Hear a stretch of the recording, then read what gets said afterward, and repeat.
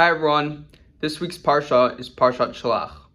Now Rashi asks at the very beginning of this week's Parsha, why is it that the story of the spies, which occurs in this week's Parsha at the very beginning, where 10 spies come back with negative reports to the land of Israel, and 2, Yehoshua and Kalev, come back with positive reports, right? We've spoken about that a little bit in the past. Why is this episode put next to how last week's Parsha Ba'alotecha ended, with the story of Miriam speaking negatively about Moshe behind his back, speaking the Lashon Hara? Why are these two episodes put next to each other?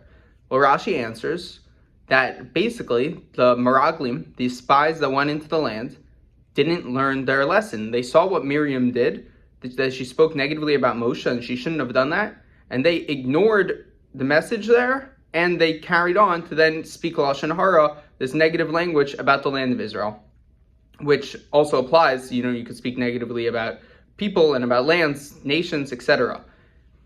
It's very interesting because the way Rashi says this is he says that the spies saw what happened with Miriam, velo lachu musar. They didn't take the lesson, they didn't take the musar.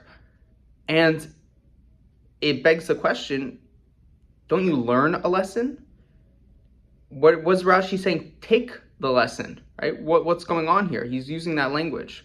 So I think I heard an answer from one of my rebbeim a while ago about this, but we go through our daily lives learning things, right? You could hear that, some people have tendencies to do X, Y, and Z, right? And it's one thing to know that and to be able to learn it. But if you're one of those people that have that tendency and maybe you want to fix it, it's not enough to just learn about it. You actually have to do some active taking, right? For lack of a better word, you have to internalize what you're learning.